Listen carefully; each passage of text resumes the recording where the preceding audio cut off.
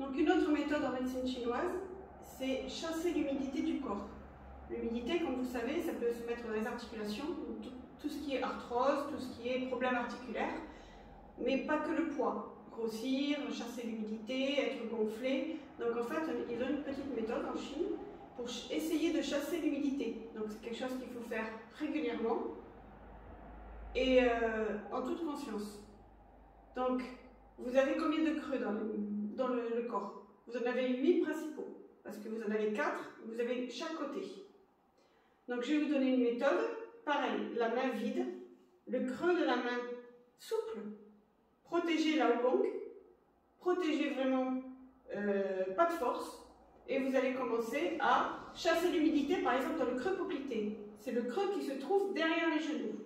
Donc vous allez arrondir le dos et baisser, préparez vos mains et chassez l'humidité dans le creux poplité.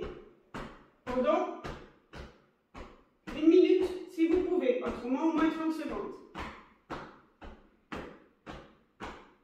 Puis vous allez vous redresser tout doucement en déroulant votre colonne vertébrale. Et vous avez un autre creux qui est très important aussi, c'est au niveau de l'aine, qui peut aussi amener des problèmes gynécaux. Donc vous allez creuser un petit peu les mains, et là c'est pareil, chasser l'humidité au niveau de l'aine. Et vous essayez de faire ça au moins 1 minute également. Tout à l'heure, on a vu que c'était aussi la rate.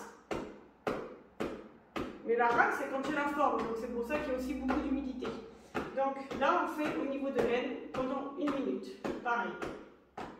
Après, le creux, c'est au niveau des coudes. Donc là, on va chasser l'humidité, toujours pareil, souple, mais on chasse l'humidité des coudes.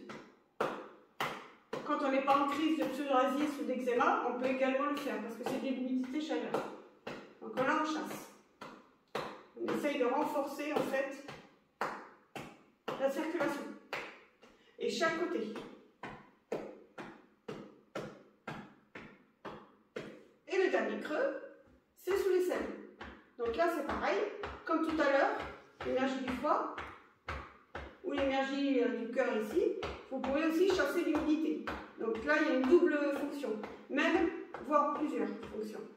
Et de chaque côté, on chasse bien l'humidité.